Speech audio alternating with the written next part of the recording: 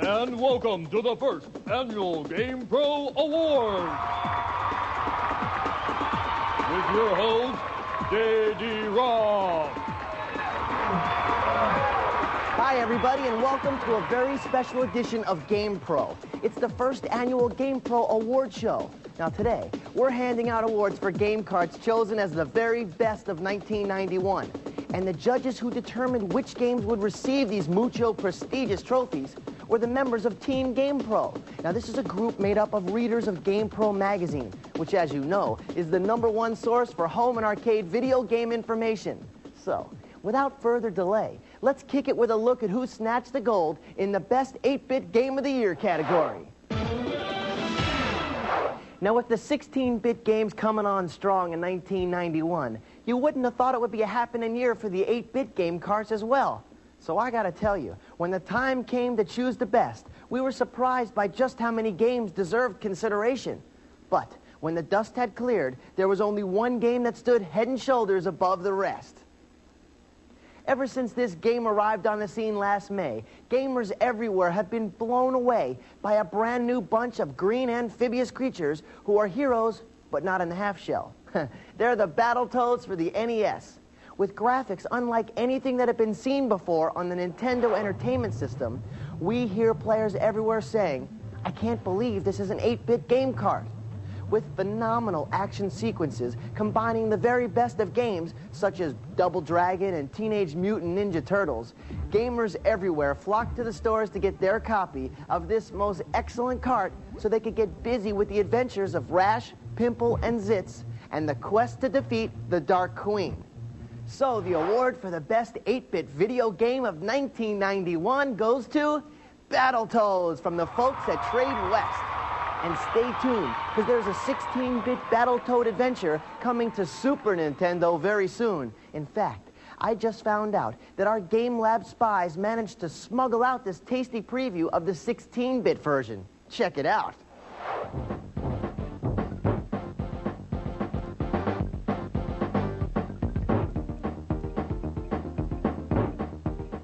Wow, that was some really cool stuff. Maybe we'll be seeing Battletoads here next year in the 16-bit category. Next up, we'll take a look at the winner of the award for the best graphics achievement of 1991. With graphic quality taking a giant leap forward in 1991, once again, our judges found themselves buried under a pile of game contenders. But when the votes were in, Team GamePro chose Sherlock Holmes Consulting Detective for the TurboGrafx 16 CD-ROM as the top graphics achievement of 1991. As 1991 came to a close, the TurboGrafx 16 was still the only video game system in the United States that had an optional compact disc game drive. But it wasn't until NEC released Sherlock Holmes Consulting Detective that gamers everywhere had a really good reason to go out and buy this CD edition. Sherlock Holmes demonstrated with unbelievable clarity just what a CD-ROM drive could do when it comes to displaying live video on a game screen unlike anything we've seen before. We all know that the future of home video games very much includes the use of CD-ROM. And when the day comes where we pop all of our games into the compact disc drive rather than a cartridge slot, remember that the first to really show us what graphics could be on a home game screen was Sherlock Holmes Consulting Detective, our 1991 winner for graphics achievement. Welcome back to the first annual GamePro Awards. Next up, GamePro's handheld game of the year. Now let's face it just wouldn't be Christmas without a new Mega Man adventure, would it? And dude and dudettes, we were not disappointed. With the early fall release of Mega Man in his first Game Boy adventure, we not only had the Christmas present we were looking for, we also had the handheld game of the year. The first Game Boy version, featuring the popular Mega Man character, turned out to be one of the most exciting Mega Man ventures of all time. In Doc Wily's Revenge, we met up with some of the good old villains we know and love from earlier Mega Man adventures, along with the all-new and incredibly evil Mega Man Hunter. Of course, the Doc himself made an appearance in this terrific cart for the small screen. With all the fun, excitement, and elements of its Big Brother NES version, Mega Man was the hands-down winner for the handheld Game of the Year. And to the folks at Capcom who keep turning out these Mega Man adventures, we say, keep 'em coming. And I am accepting this award on behalf of Mega Man, who is in Europe taking a vacation from Doc Wiley. We love you, Mega Man.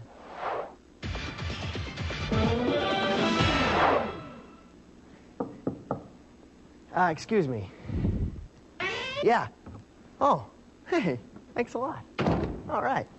If there's one area where the Super Nintendo has really shined, it's got to be the incredibly realistic sound effects and magnificent music that emanate from this video game cart. So, it's no wonder that an SNES game walked off with the honors in the Sound Achievement category in what proved to be the closest awards race in the bunch. We gotta tell you that the Team GamePro judges had a difficult time choosing between ActRaiser, Toe Jam and Earl, and Super Castlevania 4. Each of these games gave us remarkable sound and are worthy of mention. But when the votes were counted, the judges picked Super Castlevania 4 as the best among the best in sound achievements.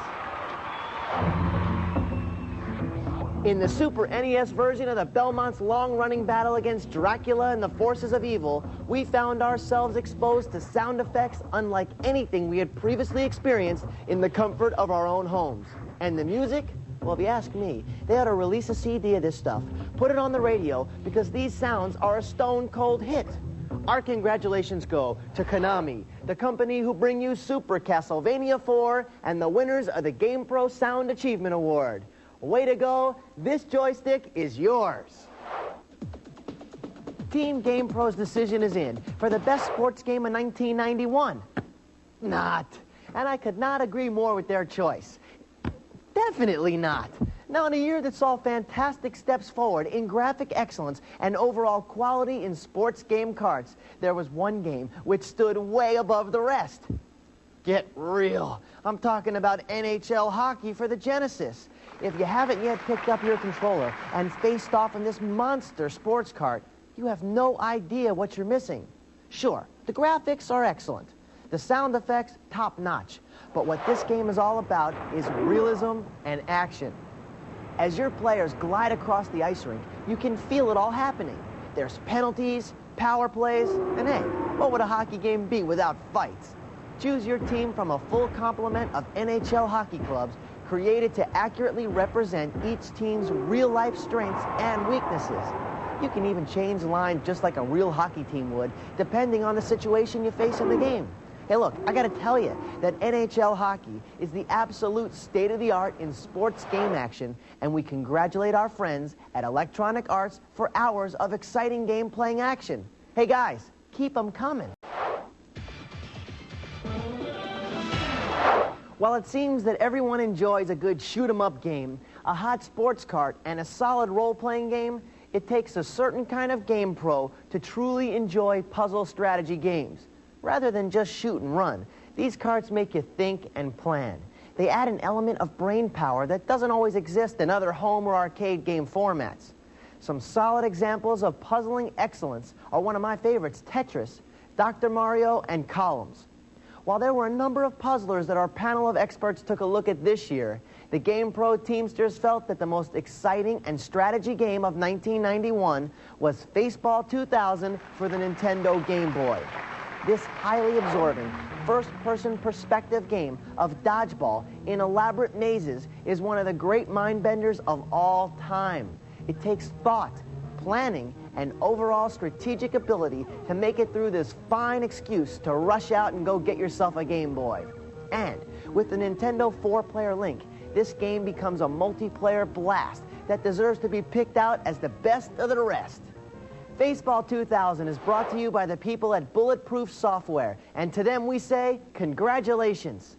Oh, and guess what? They're coming out with a new Super Nintendo version due out later this year. What? What?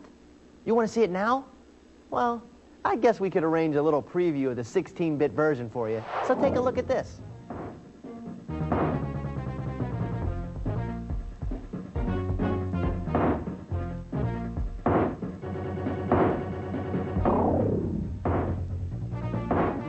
Have a nice day.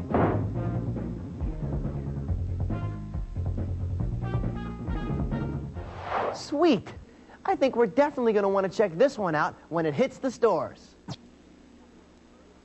Welcome back to the first annual GamePro Awards show. Action-adventure games and the SNES seemed to go hand in hand in 1991. And it wasn't only the Super Nintendo that was taking advantage of an abundance of hard-hitting action carts. Solid action carts appeared for the Genesis, along with some hot adventure game carts for the NES. What had previously been the province of the arcades had now become commonplace on the home screen as top-notch graphics and sound effects made home play of action-adventure games an entirely new game-playing experience. So, what game rated #1 with our GamePro judges? Check it out. The winner of the Best Action-Adventure Game cart is Super Castlevania 4 for the Super Nintendo. The latest in a long popular series of game carts featuring the Belmont's family struggle to defeat the evil Dracula and his team of killer bosses was the hands-down choice of our Team GamePro judges to receive this award. This cart featured beautiful but spooky graphics, a movie-quality soundtrack, and a bone-blasting 12-level challenge fit for vampire hunters, young, old, and of course, undead. New moves for Simon, such as an 8-direction whip, plus his grapple and swing ability, make Super Castlevania 4 the #1 action-adventure video game of 1991.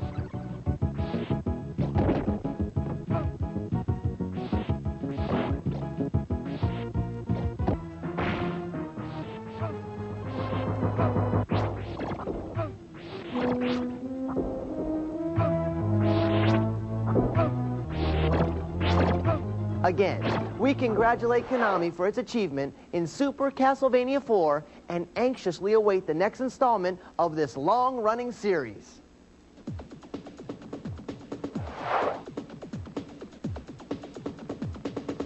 There's a certain type of gamer out there who lives and breathes for that very special form of video game card, the shoot-'em-up. And once again, there were a number of terrific new games in this category that found their way onto our home video machines during 1991. But the one that our judges chose as the very best is Gyruss, the intense shoot-'em-up for the Genesis game system. Released by the game maker Renovation during the spring of 1991, this game had it all. Graphics and sound that were top-notch, combined with a difficulty level to keep even the best of you interested for a very long time. And hey, who didn't go crazy as you sucked energy from enemy ships? Now that was original. To the people at Renovation, we say congratulations. And to those of you still trying to make your way through Gyruss, good luck, you'll need it. When our winner in the best role-playing game of 1991 hit the stores in November, it quickly changed as the undisputed innovator of the role-playing genre. Electing to place less emphasis on combat and monster bashing and more emphasis on character development, this game took giant strides forward in the evolution of role-playing game carts. I'm talking about Final Fantasy II for the Super Nintendo, the role-playing game of the year. Taking a new approach to video game action, Final Fantasy II focuses on its hero, Cecil, and on the political problems of Baron, which Cecil and his embattled allies must face. The graphics are great, and this game gives new meaning to the phrase, user-friendly. Our Team GamePro members found that Final Fantasy II is not only easy to get into, but will have you wondering just what's going to happen next. This is one role-playing game that you just can't stop playing once you start it up. So congratulations to the people at Squaresoft, who brought us Final Fantasy II, the best role-playing game of 1991. Well, we saved the best for last. 1991 was certainly the year of the 16-bit game system. With the introduction of the Super Nintendo and the continuing strides forward in game cards for the Genesis and the TurboGrafx-16, the competition was nothing less than unbelievable. But Team GamePro made its choice, and the best 16-bit game card is Sonic the Hedgehog, by far the most popular game card available for the Genesis game system. This little hedgehog took the game industry by storm when Sega finally came up with a character to rival the popular plumber who made his name in the Nintendo world. The blue-hued, spine-covered, runaway rodent captured gamers' interest everywhere as he rolled himself up in a ball and blazed across the home screen in a graphics display that continues to please and with action that just doesn't let up. Dr. Robotnik doesn't stand a chance, with Sega files everywhere hooking up with Team GamePro's favorite underhog. Sonic the Hedgehog continues to entertain gamers everywhere as we move on into 1992. And you can be sure that Sega is planning other adventures to star this new game card hero. To Sega, we say congratulations for bringing us the 16-bit game of the year, Sonic the Hedgehog.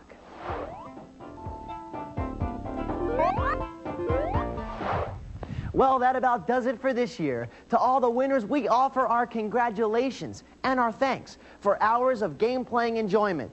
To all the others, we certainly appreciate you too, and hope that all of you will continue to advance the art of gameplay in the months to come. And you keep them coming, and we'll keep playing. And to all our viewers, all of you who play the game cards we honored today, keep those games on the screen and watch for us next week, because we're coming back. Until then, I'm J.D. Roth. Peace, and we out of here.